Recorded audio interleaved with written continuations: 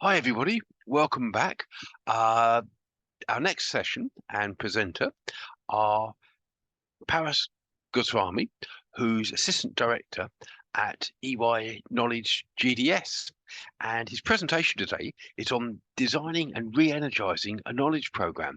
And again, we'll have some opportunity, hopefully, at the end for questions. So, Paras, I will hand over to you.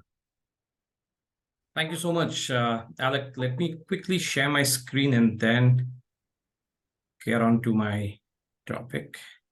Let me know if you can see my screen. Yes, that's working. It's Perfect. not on presentation mode yet. I think it's... I am on presentation. Is that? That's spot on. Perfect. Okay, great. Thank you, Alec, and excellent session so far. Very heavy, very relevant.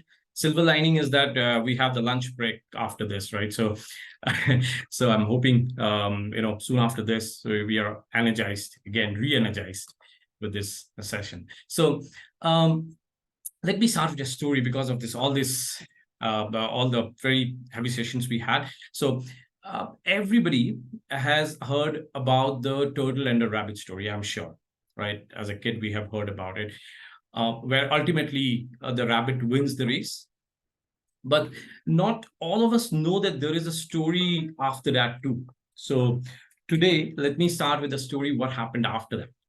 Now, well, after that defeat, the rabbit community was not very happy at all, obviously. And all this while, the rabbit community was looking for revenge. They traveled across the world to find ways to defeat a turtle, for that matter, any turtle. They just needed revenge, So ultimately, in one of the remote jungle next to a beautiful water body in the northeastern part of India, the rabbits got to know that there is an annual chess competition being held. They also got to know that a turtle named Noma was participating. Rabbit thought this is a great opportunity to take revenge. So the competition started. The rabbit community got their best player. His name is Victor, to play against Noma. So on the final day of the match, when the match started, Victor wasted no time making his moves, pushing his chess pieces across the board with lightning speed. He was aggressive, and it looked like he had some strategy. He had thought about it and played as per the plan that he has thought of. Noma, on the other hand, took it slow and showed a lot of endurance, patience, wisdom, and most importantly, used his experience. You remember, he had his experience, so used his experience. In fact, so much so that at certain point of time, Noma sacrificed few pieces very strategically, I guess, and it led Victor to be exposed, and he became vulnerable at one point of time. By this time, Koma's approach had turned the tide of the match. At one point of time, Noma checkmated Victor's king and finally won the match. So even the second time now, the turtle wins, right? And the rabbit, I think, is still looking out for revenge. So that's incomplete as of now. So from this story, I want us to pick three keywords: turtle, patience, and experience. We'll come back to it later in the presentation. Now, my name is Paras. I'm based out of Bangalore, India, and I'm an assistant director in EY and take care of the government and public sector in a knowledge manager role. As part of this role, I help EY practitioners win in the market by enabling them with the right client conversation materials. And the crucial thing is that the right time. Now, in this role, I have designed many knowledge programs for the communities and help teams deliver and sustain them.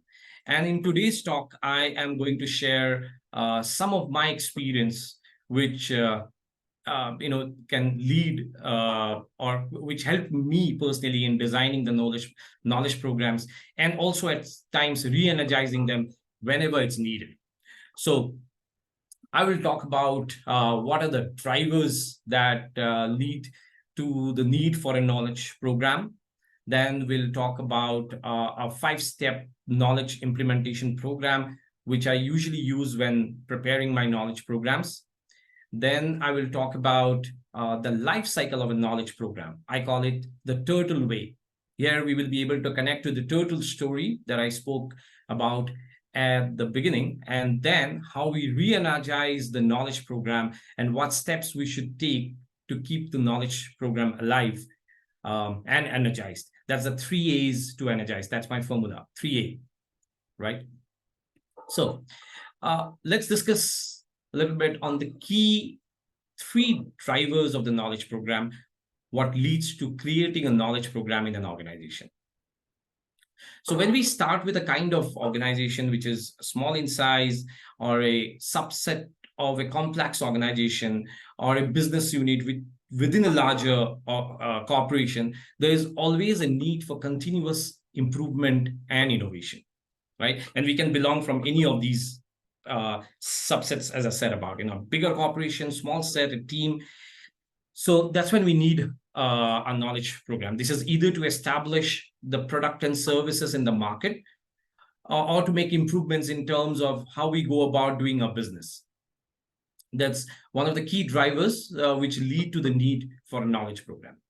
Once it gets stabilized, the other side of the process is that it tends to get complicated also, and gets complex over time. Now, to understand, decipher, to decode these processes and workflows, we need an effective knowledge program. If we see, we need to make assessment of what is complex or what needs to be simplified. This knowledge program would then help simplify this process. So just a quick recap. The first one is continuous improvement and innovation. Second one is complex process and workflow, which leads to the knowledge program. Let's look at the third one. Typically, in every organization, we do have employee turnovers. That's the reality of every business, right? And this essentially means we are losing knowledge and insights that are very specific to the individual. So when we lose people, we lose a part of our culture. Intangible knowledge that has been built over the years probably did not find the need to be codified at that point of time. So knowledge retention, capturing all the knowledge that has not been documented anywhere, but has been part of the organization due to the presence of an employee, also requires an effective knowledge program. So third one, which completes the 3 bucket, is employee turnover or employee retention. So these are the 3 main buckets, which can all called as key drivers that leads to knowledge program. And anything that comes in can be, in fragments, in segments, can be put into any of these buckets. Now let's come to the 5-step knowledge program that I have developed. So if any of these key drivers, at least one of them, or even a combination of them, is present in any organization at any given point of time, it becomes essential that the organization works on a very well-defined knowledge strategy and implementation plan. And what kind of plan we need? We need a plan. We need a plan that can help sustain the organization through different stages.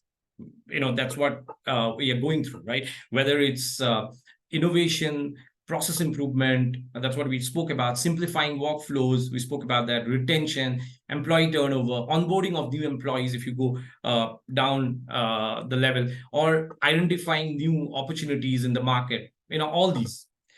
In that regard, we need to think of how we go about implementing a knowledge program, which is robust, at the same time sustainable, and also implementable at the same time. Right. I use this, what you see in the screen is this 5-step implementation program, and that I have developed for myself whenever I have to implement something like this. And so far, I have been able to fit in most of my cases in this implementation plan. Trust me, it has worked seamlessly for me. So this is what I want to share with you. So let me take you through the phases, which should be able to align with any program, large or small, at times simple, at times complex, short-term, long-term, any kind of programs. So the first one that you see is to identify. Now, I identify the pressing need that the knowledge program needs to address. This could be very different from team to team. Different groups in our organization itself may have different objectives. Like as a knowledge manager, we know that, everybody comes with different objective. Their goal changes, what is important for me might not be important for somebody else. So it's very important that we identify the pain points, the segment that we are catering to, and the business need, and align with the need or objective. Now, how do we understand what is the business objective? There are various ways to get to this. I personally prefer a brainstorming session with the stakeholders. That also helps me, build a network at a very early stage. And that's the first thing I do, right? We can do various other things. For example, we can do a gap analysis to see what we have, to understand the current state. And just to let you know, before I forget, okay, at this stage, that data is fundamental in all of the stages. I just want to set the tone right here, that I use them in every stage to play around. So as I said, use this to do a gap analysis, or maybe find out what is the current state. So we are able to relate what we have identified with the data. So once we identify, I would define it. Now here we define the scope. Here we clearly write down what exactly we are trying to establish as a part of the knowledge program. Here we also define the range of audience that we are catering to, their skill levels, preferences, expertise, so on. We can also decide and define the tools and technologies that are needed to execute this plan. Then comes strategize. Now, this is the key part. And as you can see in this graph or image, it's actually the connecting part between defining and identifying to building and implementation. So this is connecting what and when to the how part. This is the bridge, I would say. Now we have identified the need and we know what we are trying to solve. So in this phase, we strategize on how we will work on building the infrastructure and further implementing it. So that brings us to the build phase. The build phase includes the functional component and the technical component. Here we build a team, we build infrastructure, the team organization, hierarchy. We can also build the enablement plans, skill development plans. This phase requires careful planning, attention to detail, and commitment for a continuous improvement, which actually takes you seamlessly to the next phase, that is implementation. Now, this is the phase where we put the knowledge program into action. This involves executing the technology solutions that we have decided, deploying the content management systems, and establishing the process, both of this, right? The technical and the process part of it. It is a critical step where the knowledge program transitions from theory to practice. From here on, we make sure that the information is readily available to the practitioners, optimizing workflows and supporting the decision-making process. Now, training and regular communications are key components in this phase. From here on, if you've heard about the sustain part, we have to be continuously monitor the program to ensure that the knowledge program evolves from here on and remains aligned with the organizational evolving needs and goals. Right. Now, at this stage, now let me bring back Noma, the turtle. Hope you remember the story. Now, if we know even a little bit about turtle, it would be that the turtle has a very steady pace and a very steady life cycle. And most importantly, they are very adaptable, right? Now, I'll just tell you one more diversion on in this story, a quick story. Recently, I was in a turtle hatchling park, and there you get a chance to release a turtle to the sea. I didn't do that, but then I wanted to, but then I could not. But then one of my friends, I saw him doing it. Now, what they do is they take the turtle and then release it in the sea. The most amazing fact that you would see is how fast it was able to adapt to the new condition. As soon as it gets released, it was very quick to the new conditions and quickly adapted to the changes. The way it adapted to the new environment, the drive, the swim was extraordinary. Now, why I'm saying this and bringing this turtle example often is that I have observed in my very humble KM experience that the life cycle of the knowledge program is very similar to the turtle life cycle. So I have created this life cycle of a knowledge program for myself. I have named it the Turtle Way. Don't Google this because you won't find it. I keep this as my reference whenever I work on a knowledge program. It's more like a rough note for me. So if you see, there are 5 stages of a turtle life cycle. You might already know this, but for someone who's not aware, let me just tell them what are these. These are, this is how it goes: nestling, hatchling, juvenile, adulthood, and then demise or downfall, death. And if you closely observe, the knowledge program typically goes to this cycle in most of the cases. Also, another reason why turtle just fits in our idea of knowledge program is because the turtle's intelligence signifies how a knowledge program works. The knowledge program, we know, it needs a lot of experience and patience, right? And that's how a turtle's intelligence works, based on experience. And that's what exactly we need to do to make a knowledge program successful. We need to have endurance, patience, and a lot of learning from our past experience, which we must implement. These are the keywords I asked you to remember at the start of the story, right? So this is what the end of the story, rather. So, and now we can relate it back here. Let's discuss what typically happens in this life cycle.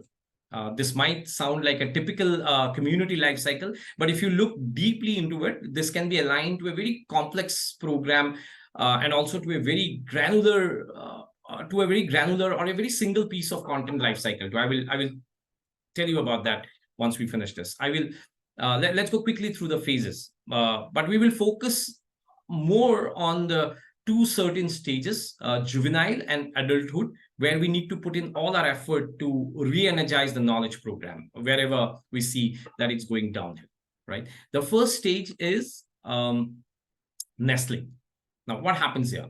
The knowledge program has started, but it's more of a theory. Everybody is working on silos. Members are working mostly in remote and within a closed shell, which is fine. That's how it starts, right?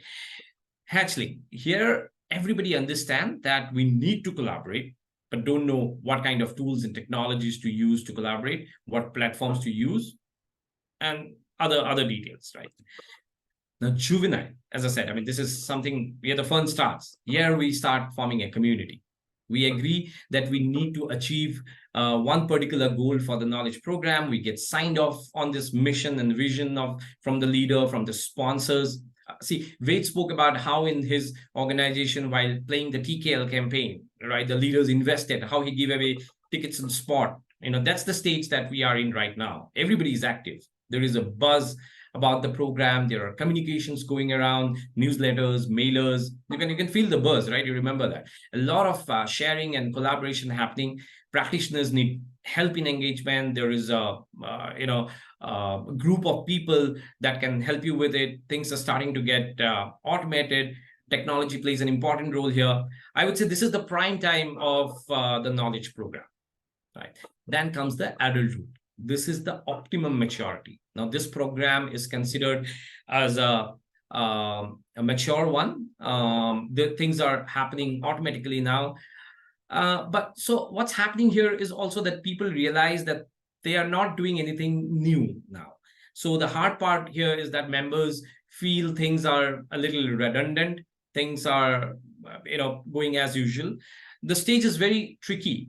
And why? And this is so, I will address this in the next slide. But after that demise, it's unfortunately, if we don't do all the things that we need to do at this stage to sustain this program, this goes for an unfortunate demise. I won't talk much about it. Right?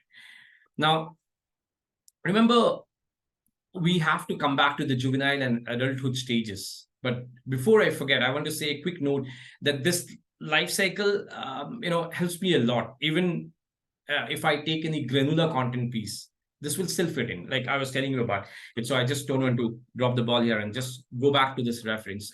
Now, imagine a credential, right, that has been harvested from the practice. Harvested means like you ask them to give it to you. You make sure that it's you place it in a place where everybody is able to access it. So we upload it in your respective portal, and it reaches a stage where there is a lot of noise around it, people downloading it, viewing it, sharing the content, obviously because this is an important piece of content, right? But then if we don't update it at the right time with all the market changes or the trend change, the document goes to archive. That's what we do, right? We just archive it. That's a report pulls up, you archive it. We don't keep outdated content, and that's the demise. So you get the life cycle now. So how's this life cycle can be replicated to a new... Paris, sorry to interrupt. We just run it. We've got 10 minutes left. Sure. Thanks for the time check, Alec. So how this life cycle can be replicated to a huge knowledge program, to even a single content piece, right? Now, as I said, the most celebrated and at the same time, the tricky stage is juvenile and adulthood. Here we need to keep our focus utmost high, keep relooking at our strategies, re-energize the program. And if we do not do that, it will take a certain depth. So what do we do? Here is my mantra of 3 A's, which needs to be plugged in at the juvenile and adulthood stage: awareness, adapt, and act. Now, in the juvenile and adulthood stages, we need to be aware of the changes that's coming. Like, do we notice any change, first of all? And if we notice, then what is changing? How is it changing? And why is it changing, right? We must be aware of the changing priorities of the business, the changing situation of the workforce, aware of what are the changing trends in the market. Most importantly, what are evolving technologies? Like, to be very relevant example would be Gen AI coming in, metaverse coming in. We need to be aware of all these so that we are able to upskill ourselves, upskill our workforce, and be relevant at the same time. Once we are aware of these changes to our knowledge strategy, we need to adapt to a new strategy to suit the changing needs, like NOMA, the turtle. This will connect back to the strategy that we have discussed in my 5-step implementation program. Remember, I said this is the bridge. So we go back and re-strategize. The key word here is, what I do is re-strategize to re-energize, right? And once we adapt to suit the changing needs, we act to implement the new strategy, which again goes back to the 5-step implementation program and connects to the last 2 stages: build and implement. So build things again whenever needed, amend things, mend processes, and implement the new strategy or modified strategies. Go back to the change management, which my earlier speaker spoke about, right? Now, if we do these 3 things, we should be able to keep our knowledge program energized. I know Alec gave me a heads up on the time, but would like to quickly summarize what we have discussed today. We discussed what are the 3 main drivers of the knowledge program in an organization, what are the 5 stages of the knowledge program. Once we start implementing, what is the life cycle, the turtle way. Next time you see a turtle, you might remember your own life cycle of a knowledge program life cycle. Sorry, not your life cycle. The 5 stages of the turtle are similar to the knowledge program life cycle, right? Juvenile and adulthood are where we need to follow the 3A formula so that we can re-energize the program if needed. Remember the keyword, re-strategize to re-energize. I want to leave everybody with this thought about what I feel about a knowledge program is knowledge program for me is not an aggressive warfare. This is something which needs the utmost patience. Like Madan mentioned about patience in his talk in the session earlier, then Ved spoke exclusively about culture in his case study, right? This is because we fundamentally deal with people and culture in knowledge program. We all know it takes a great deal to change a culture. So we need to be patient, but at the same time, be focused.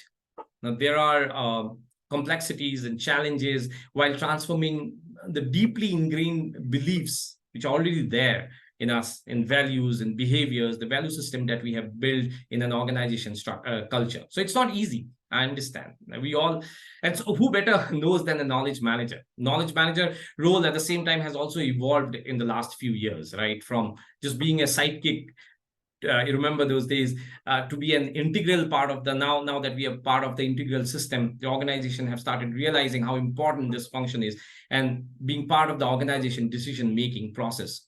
We have come a long way.